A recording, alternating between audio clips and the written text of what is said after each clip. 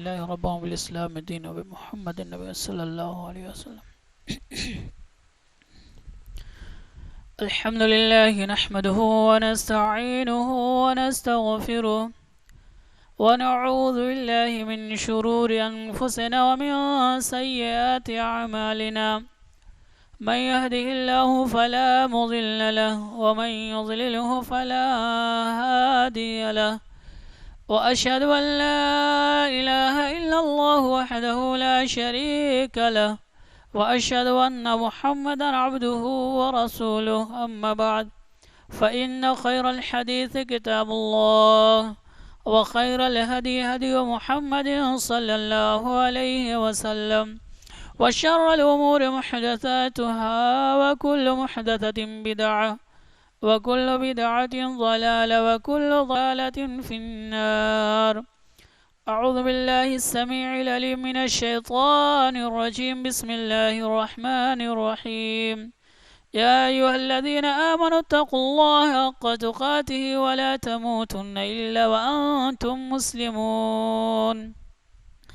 يا أيها الناس اتقوا ربكم الذي خلقكم من نفس واحدة وخلق منها زوجها وبث منهما رجالا كثيرا ونساء واتقوا الله الذي تساءلون به والأرحام إن الله كان عليكم رقيبا. يا أيها الذين آمنوا اتقوا الله وقولوا قولا سديدا يصلح لكم أعمالكم ويغفر لكم ذنوبكم ومن يطع الله ورسوله فقد فاز فوزا عظيما. ہر قسم کی تعریف،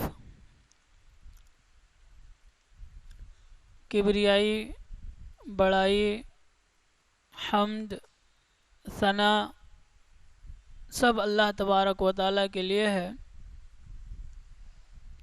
ساتھ ہی ساتھ درود و سلام نازل و تمام انبیاء کرام پر، خصوصاً ہمارے آخری نبی ابو القاسم محمد صلی اللہ علیہ وسلم پر.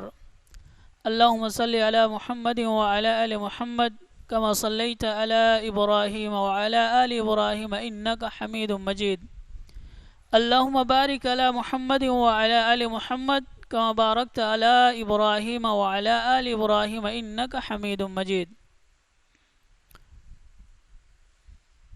سامعین محترم، پچھلے 2 جمعوں میں ایسے اعمال کے تعلق سے باتیں کہی گئی تھیں جس کے ارتکاب سے انسان ملعون قرار پاتا ہے، یعنی لعنت کے موجب بننے والے جو اعمال ہیں ان اعمال کے تعلق سے ذکر کیا گیا تھا. اس میں سے کچھ آپ کو یاد بھی ہوگا، جیسے کفر تھا، شرک، اسی طریقے سے شراب کے تعلق سے بتایا گیا تھا، شراب کے ریلیٹیو جتنے بھی اس میں قسمیں آتی ہیں سب کے تعلق سے بتایا گیا تھا. اسی طریقے سے سود اور ربا کے تعلق سے بتایا گیا تھا. صحابہ کرام کے اوپر اگر کوئی انگلی اٹھاتا ہے ان کے تعلق سے بتایا گیا تھا. آج کے اس خطبہ کو بھی میں اسی خطبے سے جوڑنا چاہتا ہوں. کچھ ایسے اعمال بھی ہیں جس پہ انسان غور نہیں کرتا ہے لیکن وہ اللہ کی نظر سے گر جاتا ہے، وہ ملعون قرار پا جاتا ہے. جیسے نبی محترم صلی اللہ علیہ وسلم نے فرمایا، من آوا محدثا لعن اللہ من آوا محدثا. اللہ تبارک و تعالیٰ کی لعنت ہے اس شخص پر جس نے کسی مجرم کو پناہ دی. ہم یہ سمجھتے ہیں ہم نے کسی کی مدد کر دی، حالانکہ وہ مجرم تھا. ہمیں غور کرنا چاہیے تھا، فکر کرنی چاہیے تھی کہ یہ جو آیا ہے معاشرے کے لیے، سماج کے لیے یا پھر اپنے دیش کے لیے کتنا حد تک جو ہے نقصان دہ ہے.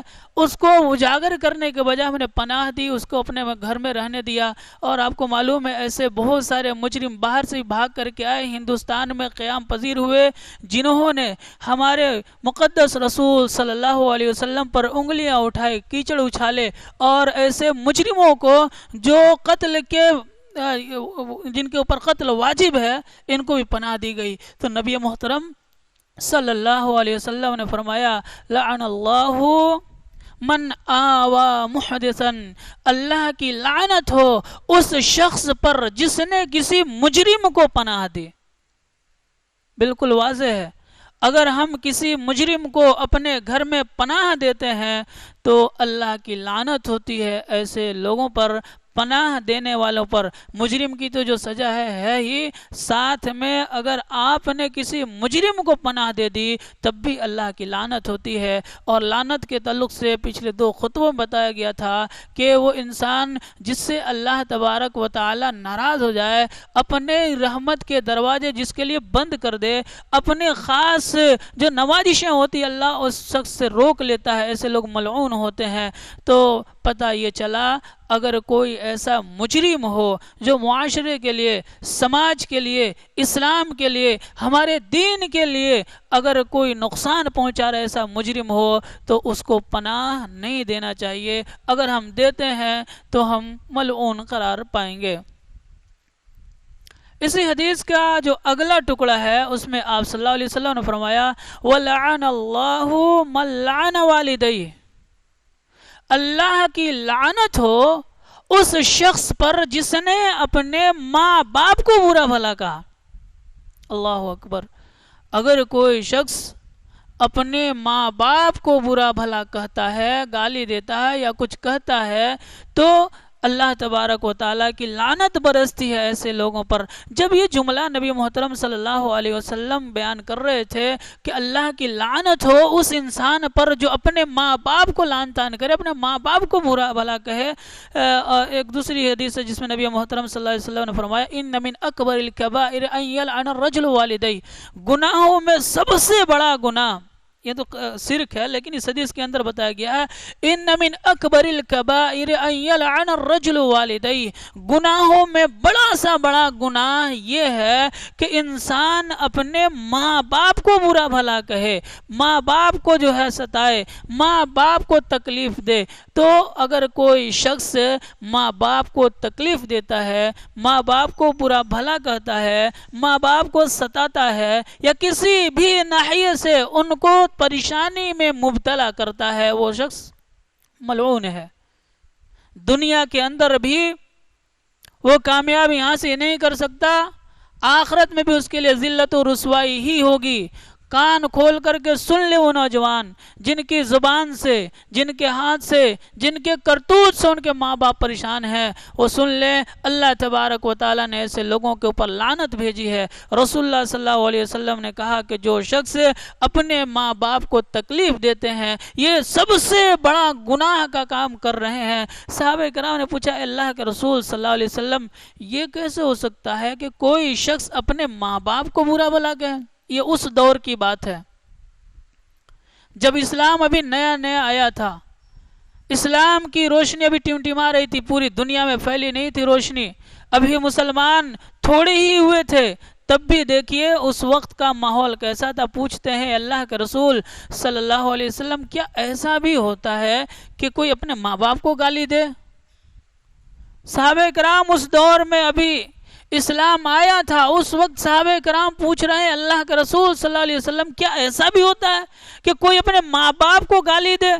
نبی محترم صلی اللہ علیہ وسلم نے اس کی تشریح کی، کہا کہ اصل میں ہوتا یہ ہے کہ تم کسی کے باپ کو برا بھلا کہو تو تمہارے باپ کو برا بھلا کہے، تم کسی کی ماں کو گالی دو تو تمہاری ماں کو گالی دے۔ تو اس طریقے سے اس کو اگر تم نہیں دیے ہوتے تمہاری ماں کو گالی نہیں پڑتی، تم نے اس کو گالی دی تو اس نے تمہاری ماں کو گالی دیا، یعنی انڈائریکٹ۔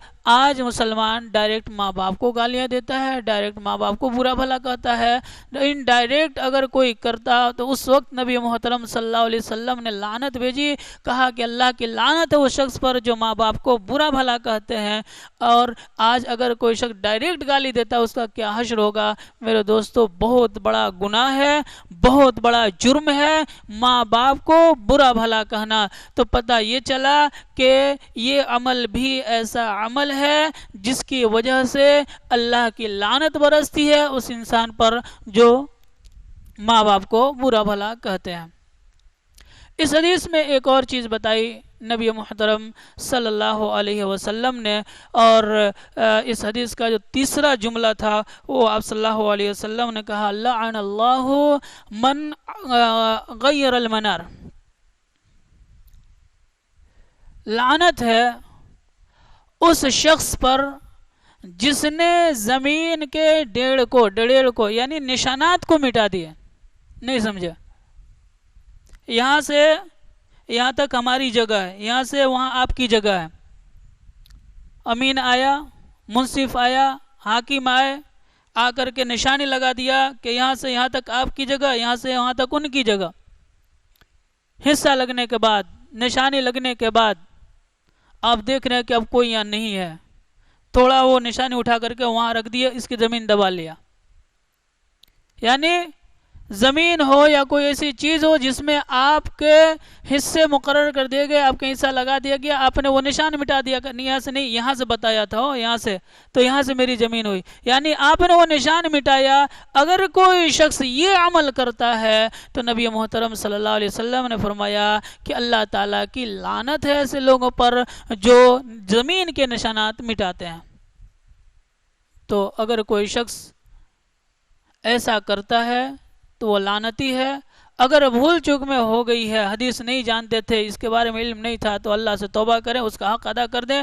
کہہ دیں کہ بھائی ہم سے بھول ہو گئی تھی، ہم نے اتنا دبا لیا تھا، آج میں تمہارے سامنے اس حقیقت کو بیان کرتا ہوں کہ یہ مجھ سے غلطی ہو گئی تھی، آپ اپنی زمین لے لو یا اپنی چیز لے لو، میں اب آئندہ ایسا نہیں کروں گا، اب توبہ کرتا ہوں. اگر یہ چیز اگر آپ نے کر لی، توبہ کر لی، یقیناً اللہ تبارک و تعالیٰ غفور رحیم ہے. اب یہ کہیں کہ نہیں میں نے جو ہے بھلے دبا لیا ہوں، توبہ کر لیتا ہوں، اس کو نہیں بتاؤں یہ توبہ کر لیتا ہوں، اللہ معاف کر دے گا، اللہ کبھی معاف نہیں کرے گا جب تک کہ آپ اس کا حق نہ دے دے. حق دینے کے بعد، اس کو بتانے کے بعد پھر آپ توبہ کریں تو اللہ تبارک و تعالیٰ توبہ قبول کرنے والا ہے. اور اگر کوئی شخص زمین ہڑپتا ہے تو اس کی تو بہت جو ہے وعیدیں آئی ہیں، آپ سنے ہوں گے. نبی محترم صلی اللہ علیہ وسلم نے فرمایا کہ اگر کوئی شخص ایک بالشت بھی کسی کی زمین ہڑپ کی ہوگی، کل قیامت کے دن اللہ تبارک و تعالیٰ اسے اس کے گلے میں توق بنا کر کے، گلے کا ہار بنا کر کے پہنائے گا، اور وہ انسان اٹھ نہیں سکے گا. کیونکہ 7 طبق زمین کا وزن کوئی انسان اندازہ بھی لگائے تو نہیں لگا سکتا کتنا وزن ہوئے گا. تو کل قیامت کے دن اس کے جو ہے پیشانی جھکی ہوگی اور لوگ پہچان لیں گے کہ یہ وہ شخص ہے جس کے گلے میں آج یہ زمین کا توق پہنایا گیا ہے، دنیا کے اندر زمین ہڑپ لیا تھا. تو اس لیے اگر ایسی بھول ہو گئی ہو، اس طریقے کا جرم ہو گیا ہو تو توبہ کر لیں اس کا حق ادا کرنے کے بعد.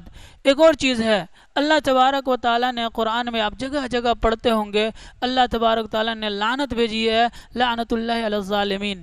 لعنت ہے اس شخص پر جو ظلم کرتے ہیں، اور ظلم کے بہت ساری قسمیں ہیں، آپ سبوں کو بتانے کی ضرورت نہیں ہے. ظلم کسی بھی طریقے کا ہو، کسی کے ساتھ ہو، چاہے اپنی اولاد ہو یا کوئی غیر ہو، اپنے سگے والے ہوں یا پھر غیر رشتہ دار ہوں، کوئی بھی ہو، اگر آپ نے اپنے سگے بچے کے ساتھ بھی ظلم کیا ہوگا، اللہ معاف نہیں کرنے والا.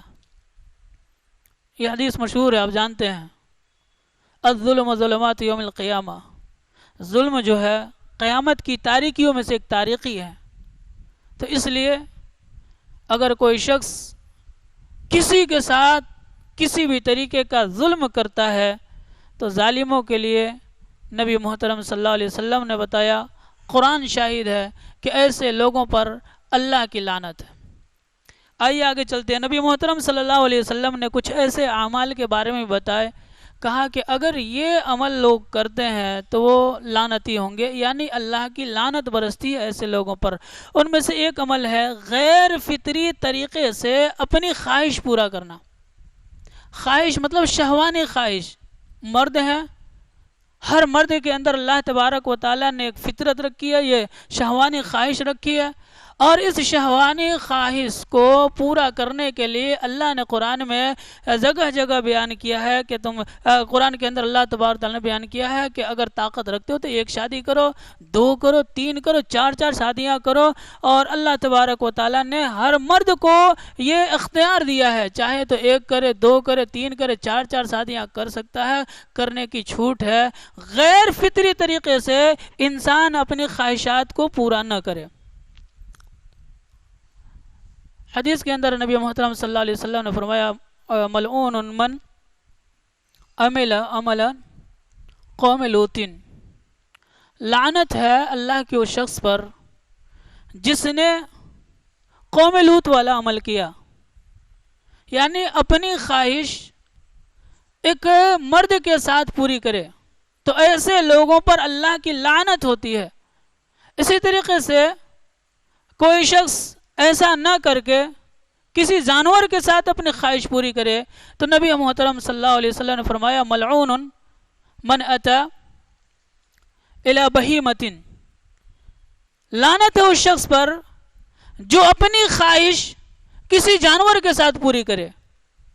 اسی طریقے سے یہ اتنا گھناؤنا عمل ہے، اس دنیاوی اعتبار سے بھی اس انسان کو چین اور سکون نہیں ملتا ہے، بے قراری ہمیشہ رہتی ہے، ذہن ہمیشہ تناؤ میں رہتا ہے، ہمیشہ پریشان رہتا ہے، ہمیشہ جو ہے الجھنوں میں گھرا ہوتا ہے. ساتھ ہی ساتھ اخروی جو ہے عذاب بھی اس کو جو ہے لا محالہ ملنی ہی ملنی ہے.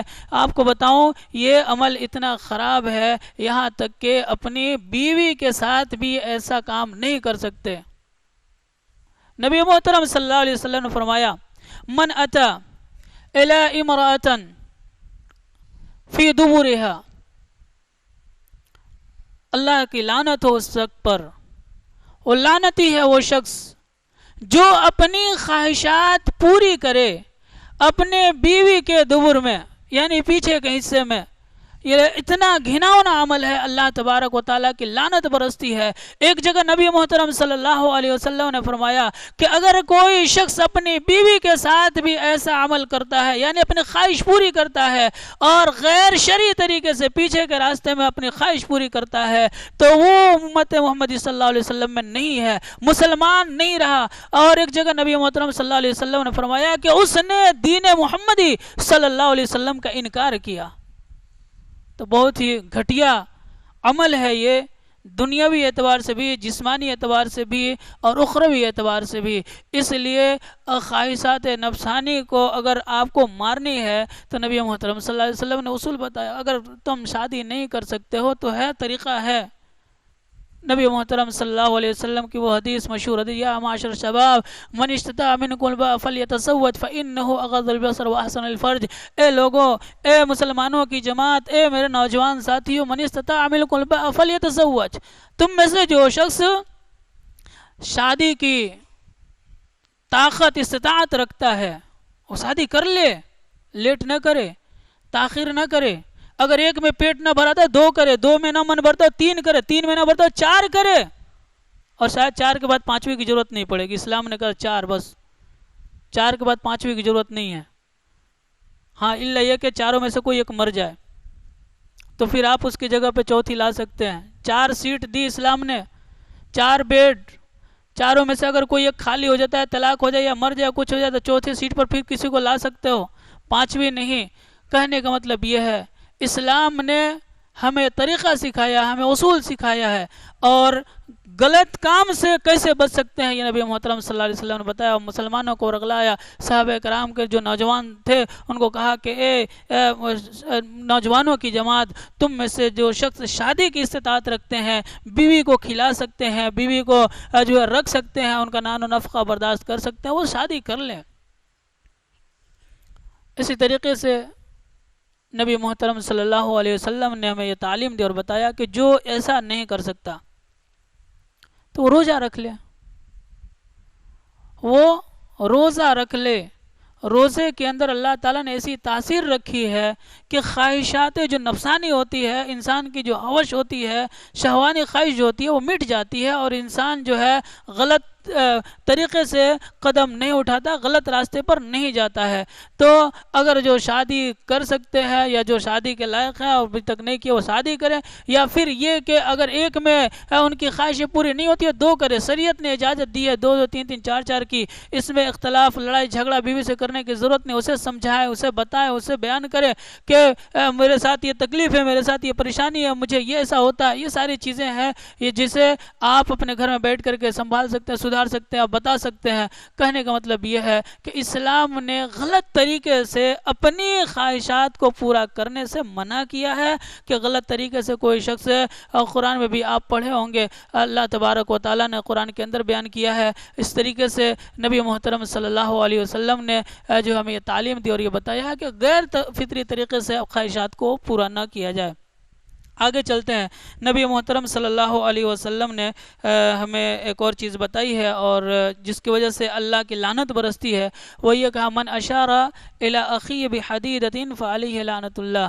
اگر کوئی شخص کسی بھی مسلمان بھائی کی طرف ہتھیار اٹھاتا ہے، کوئی بھی ہتھیار اگر اٹھاتا ہے، مذاق میں ہی صحیح، جب تک وہ رکھ نہ دے تب تک اللہ کی لعنت برستی ہوتی ہے۔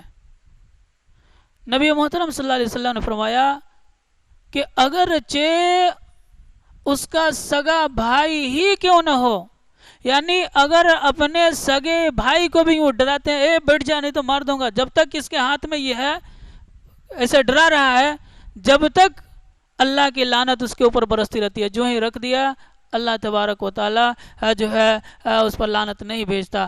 کہنے کا مطلب یہ ہے اگر کوئی شخص کسی بھی مسلمان بھائی کے اوپر ہتھیار اٹھاتا ہے تو اللہ کی لعنت برستی ہے اس انسان پر۔ تو یہ عمل بھی بالکل واضح ہے، اگر ہم کرتے ہیں تو اللہ کی لعنت برستی ہے۔ ایک اور عمل ہے جس میں نبی محترم صلی اللہ علیہ وسلم نے یہ اشارہ کیا اور کہا کہ دیکھو مسلمان جو ہے، تمام مسلمان جو ہے یہ بھائی بھائی ہیں، اس میں سے اگر کوئی شخص غداری کرتا ہے تو غداری کرنے والوں کے اوپر اللہ کی لعنت ہوگی۔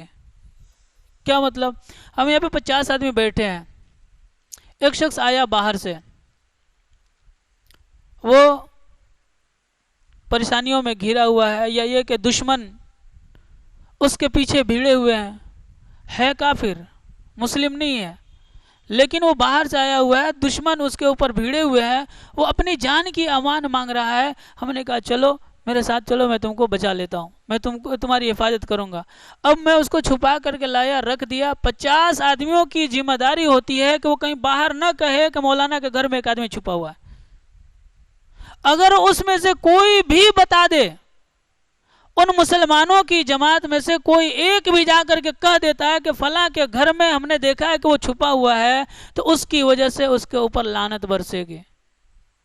تو حدیث کا خلاصہ یہی ہے کہ تمام مسلمانوں کی ذمہ داری جو ہے یہ بندھی ہوئی ہوتی ہے، اس میں سے اگر کوئی ایک بھی غداری کرتا ہے تو اللہ کی لعنت ہوتی ہے اس کے اوپر۔ یعنی یہ راز کی بات تھی، سب مسلمانوں کے اوپر یہ ذمہ داری تھی کہ اس کی حفاظت کی جائے، گرچہ وہ غیر ہے پھر بھی اگر اس نے امان مانگی اس کو امان دے دی گئی ہے، تو یہ نہیں دیکھا جائے گا کہ فلاں خاندان میں ہے، فلاں کے یہاں، یا اس کے یہاں ہے، اس کے یہاں ہے، اس بات کو چھپائی جائے گی اور اس کو بیان نہیں کیا جائے گا۔ یہ جو ہے عہد سکنی نہ کی جائے بلکہ اس عہد کو پورا کیا جائے۔ تو نبی محترم صلی اللہ علیہ وسلم نے ہمیں یہ تعلیم دی اور یہ بتایا ہے اگر معاشرے میں اس طریقے کی بات آ جائے تو سب مسلمانوں کی ذمہ داری ہوتی ہے کہ اس کے پاس لحاظ رکھے۔ اگر کوئی مسلمان غداری کر دیتا ہے تو اس کے اوپر اللہ کی لعنت ہوتی ہے۔ اسی طریقے سے نبی محترم صلی اللہ علیہ وسلم نے کچھ مدینہ شریف کے بارے میں بتایا، کہا کہ المدینۃ حرم بین عیر الی ثور، یعنی عیر سے لے کر کے ثور تک یہ حرم شریف ہے۔ اس حرم شریف کے بارے میں نبی محترم صلی اللہ علیہ وسلم نے فرمایا کہ اس کے اندر اگر کوئی شخص بدعت کا کام ایجاد کرتا ہے یا بدعتی کو پناہ دیتا ہے یا پھر کسی اور طریقے سے فتنہ اور فساد پھیلاتا ہے تو اس انسان کے اوپر اللہ کی لعنت ہے۔ اور یہاں تک کہ نبی محترم صلی اللہ علیہ وسلم نے بیان کیا، اس حدیث کا ٹکڑا ہے کہ اگر کوئی شخص اس شہر کے اندر یعنی عیر سے لے کر کے ثور تک مدینہ شریف کے اندر اگر کوئی بدعتی کو پناہ دیتا ہے یا پھر بدعت پھیلاتا ہے، تو آپ صلی اللہ علیہ وسلم نے فرمایا کہ یہ ایسے مجرم ہوتے ہیں، یہ اتنے بڑے گنہگار ہوتے ہیں کہ اللہ تعالیٰ کو ان کی نمازوں اور ان کے زکوٰۃ خیرات اور جو کچھ بھی کیا اس کی کوئی ضرورت نہیں ہے، کچھ قبول نہیں کیا جائے گا۔ کتنا بڑا جرم ہے بدعتی کو پناہ دینا حرم شریف کے اندر، یا پھر یہ کہ بدعت کو رواج دینا یا بدعت کو پھیلانا۔ تو پتہ یہ چلا بدعت کو حرم شریف کے اندر کوئی پھیلاتا ہے تو وہ لعنتی ہے، اللہ تبارک و تعالیٰ کی لعنت اس شخص کے اوپر برستی ہے۔ ایک اور چیز ہے جس کو بتا دو، نبی محترم صلی اللہ علیہ وسلم نے فرمایا کہ اذا دعا الرجل امرأته الى فراشی فابت فبات علیہ غضبان لعنت الملائکہ حتی تصبح، یعنی اس حدیث کا ترجمہ یہ ہے کہ اگر کوئی شخص اپنی بیوی کو بستر پر بلائے اپنی خواہش پوری کرنے کے لیے، فابت، اور وہ نہ بول دے، تو آدمی غصے کی حالت میں رات گزار لے، اسی حالت میں سو جائے، نبی محترم صلی اللہ علیہ وسلم نے فرمایا کہ لعنت الملائکہ حتی تصبح، سورج نکلنے تک یعنی سورج کے نکلنے کے وقت تک، صبح تک فرشتے اس عورت پر لعنت بھیجتے رہتے ہیں۔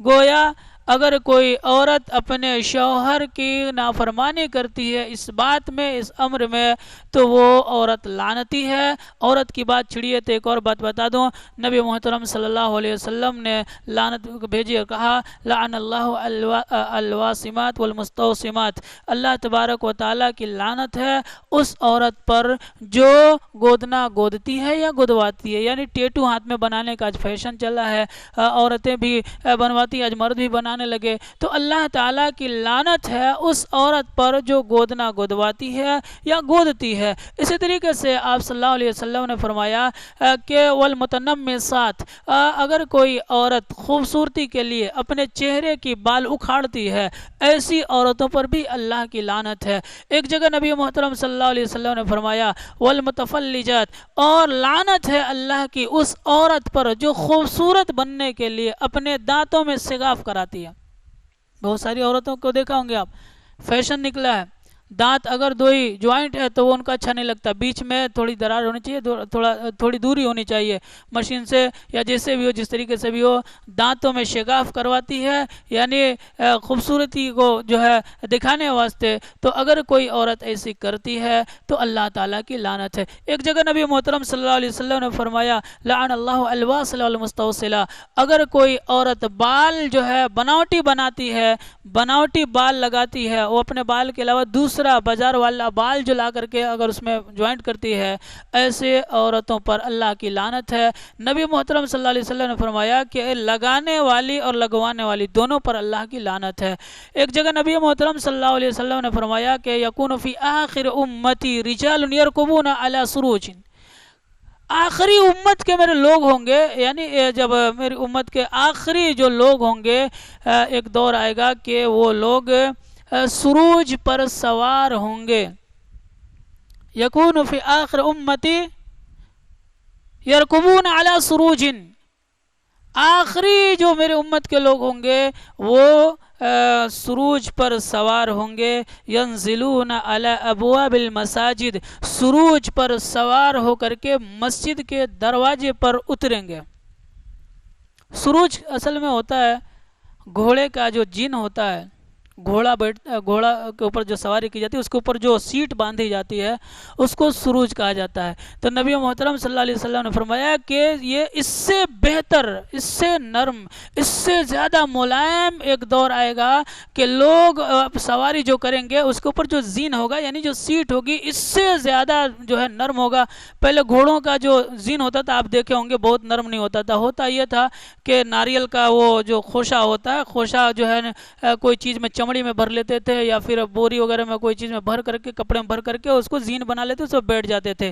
نبی صلی اللہ علیہ وسلم نے فرمایا کہ ایک دور ایسا آئے گا کہ لوگ اس سے زیادہ نرم، اس سے زیادہ ملائم، اس سے زیادہ بہترین سیٹ پر بیٹھ کر کے مسجد کے دروازے پر آ کے اتریں گے، لیکن حالت یہ ہوگی کہ ان کی عورتیں کاسیات عاریات، ان کی عورتیں جو ہوں گی ننگی ہوں گی. یہ ننگی کا مطلب یہ ہے کہ بے پردہ سے رہتی ہوں گی.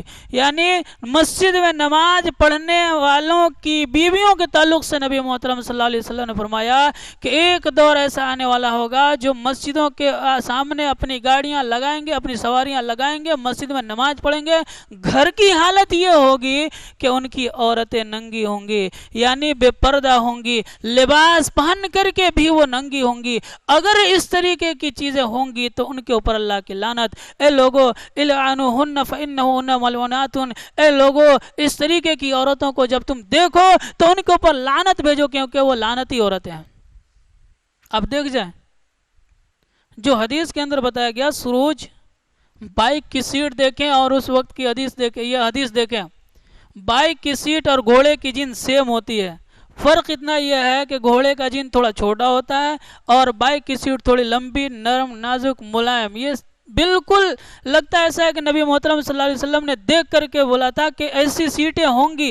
آپ صلی اللہ علیہ وسلم نے کہا کہ نرم، بالکل ملائم، لوگ مسجد کے دروازے پر آ کے اتریں گے. اللہ اکبر، کوئی سوچ بھی نہیں سکتا ہے. کتنے سال پہلے آپ صلی اللہ علیہ وسلم نے بیان کیا تھا، ایک دم ہماری گاڑی آ کر کے دروازے پہ ہی رکتی ہے. میں یہ نہیں کہتا کہ ہمارے گھر کی عورتیں ننگی، ہمارے گھر کی عورتیں جو ہے بے حیا ہے یا بے پردہ الا ماشاء اللہ، لیکن بے پردگی ہے. سب بائک والوں کو نہیں نشانہ بناتا، میں نہیں یہ بولتا. نبی صلی اللہ علیہ وسلم کی حدیث ہے ایسا ہوئے گا. ایک زمانہ آئے گا، آخری امتی جو ہوں گے ان کے گھروں کی حالت ہوگی کہ وہ خود جو ہے مسجد میں تو سواری پہ بیٹھ کے آئیں گے لیکن گھر کی عورتیں ننگی ہوں گی. تو یہ دور آ چکا ہے، ہم اپنے آنکھوں سے دیکھتے ہیں، اور بہت سارے گھرانے ایسے ہیں اور ہوتے ہیں اور ہوں گے جو بے پردگی کے ساتھ ان کی بیٹیاں، ان کی بیویاں، ان کی بہنیں پھرتی ہے. کوئی روک ٹوک کرنے والا نہیں ہے. اگر ایسا دیکھیں تو نبی محترم صلی اللہ علیہ وسلم فرمایا العنوہن فإنہ لعنات، اے لوگو جب ایسی عورتوں کو دیکھو تو ان پر لعنت بھیجو کیونکہ وہ عورتیں لعنتی ہے. اللہ تعالیٰ سے دعا ہے کہ بار الہ ہم سبوں کو ان تمام اعمال سے بری کر دور رکھ جس کی وجہ سے تیری لعنت برستی. آمین.